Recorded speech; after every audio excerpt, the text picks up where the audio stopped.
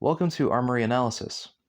This is the obligatory "This is just my opinion" segment, so if you've seen this before, feel free to skip to this timestamp. These videos are to eventually cover everything in the Warframe arsenal, and as you can imagine, I don't have a steel path build with every weapon in the game, though by the end of this I probably will.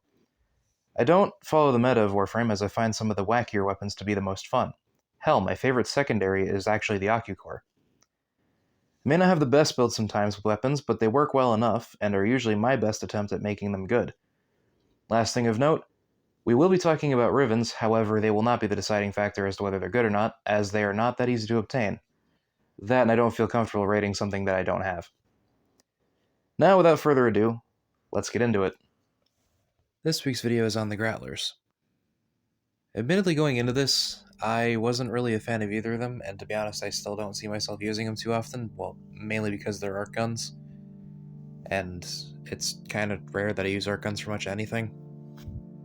But I will say I was pleasantly surprised by how powerful the Kuva variant is. Alright, so you get the blueprint for the regular Grattler from the dojo, in the Grenier lab specifically. As for how it does, well, it has a bit of a spool up time and a fire rate of 6.25, and has a crit chance of 25, crit multiplier of 2, status chance of 25, and does have IPS, pretty low on the impact and slash side of things, but pretty high puncture. With 100 base damage, it does actually have a bit of a radius to it, with 70% fall off and 205 blast damage. It does okay, but, well, the Kuva variant is much better. As for acquiring the Kuva Grattler, just like with every Kuva weapon, you have to get them via the Kuva Liches. I'll post a video in the description of how to go about doing that. It's kind of important to know how to do that. Anyways, the Kuva Grattler is a direct upgrade in many ways.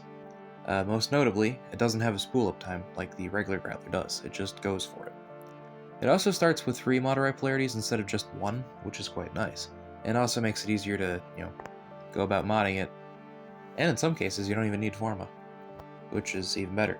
Granted, if you do, like with all Kuva weapons, you actually get an extra 10 levels out of it. You get 2 per Forma up to 5 Forma. Which also allows you to get more mastery rank, and also prevents you from using a lens until you go through the Forma process. Granted, realistically speaking, I don't think you should be sticking a lens on an arc gun anyway, unless you're trying to absolutely min-max your focus. Or if you really like using arc guns in missions, which there's nothing wrong with doing, but I personally don't do it enough to warrant it.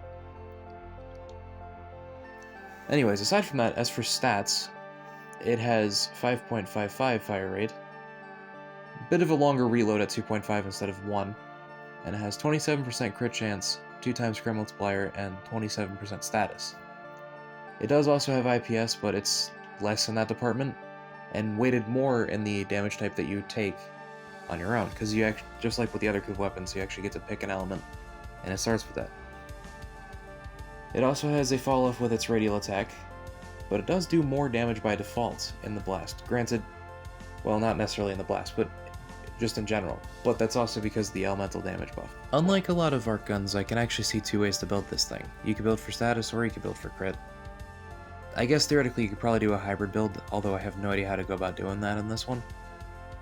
But yeah, I usually stick with the crit build myself, because even though you can't get to 100% crit chance, it does hit hard enough to warrant it, and honestly, with the radial damage, it's pretty damn good. But let's start with the status build. Might as well look at that one first. As you see here, I have it at 91.8% status. If I had more of the, stat mods, I could probably get it over 100, but I do not, sadly. But it still hits at 1400 damage with viral electricity and of course the IPS. Still have Sabot rounds on there for the sake of the punch through, because honestly that's kind of fun in regular Arcwing missions. And of course dual rounds for the multi-shot. But I'll go ahead and demonstrate that here.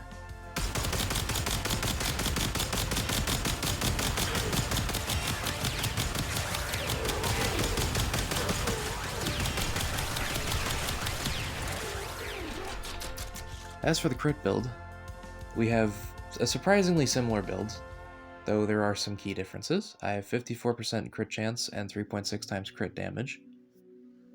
Only about 1200 damage with, viral and then IPS. But it still hits pretty hard, and when you get a crit, it's actually really nasty. Which is about half the time, in fairness.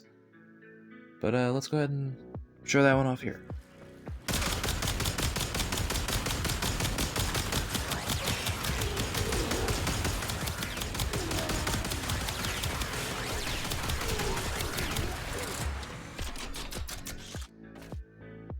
As for the Rivens, I have absolutely no desire to get a Riven for this thing, because it's a 1 out of 5. I'm not sure how popular this opinion is, however, but I personally don't think it's worth getting a Riven for anything that's 1 out of 5. Unless you're teetering the edge of something.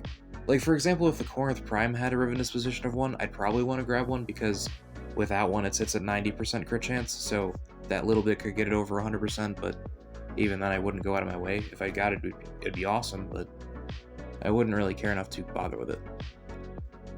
But in this particular case, it's nowhere really near the edge of anything, at least that I would want a Riven for, so I have no desire to get one for that, and honestly I don't think it's really worth putting time into. But that's just my thoughts on that. I personally think the Kuva Grattler is actually quite nice. It hits pretty damn hard, and it pleasantly surprised me. I had never used it before spinning the wheel last week to find out what I'm reviewing this week, and I'm kind of glad it landed on it now. I don't get to use it too often because it's an arc gun, however, sometimes I do like to fuck around with arc guns in regular missions. I'm actually really glad they gave us the option to do that. I also hope they go back and, give us more of a reason to use them at some point, but that's a discussion for a different day. I can definitely see this being a necromech weapon. I know that's kind of obvious because, it's an arc gun, where else are you gonna... obviously with Arcwing as well, but where else are you gonna use that, really? But hear me out. I could definitely see this being an answer for people that still have to use their necromechs for eidolons. I personally don't need to do that anymore, but I know plenty of people that find it to be easiest to use them, and there's nothing wrong with that. This could be something to use for that, and you could easily tune it to radiation to make that happen. And I think it'd be pretty damn good. Aside from that, you could probably use this for isolation vaults to deal with the necromech enemies well enough, especially with the changes that are supposed to be coming to those, which we'll talk about probably in the Whispers in the Walls videos. Feels weird that that update's coming out, next week.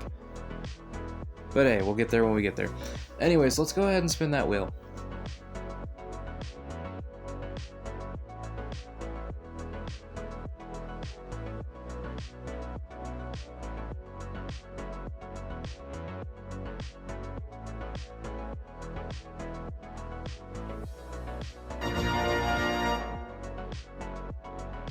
Alright, I'll see you next week. Thank you all for watching, and have a great day.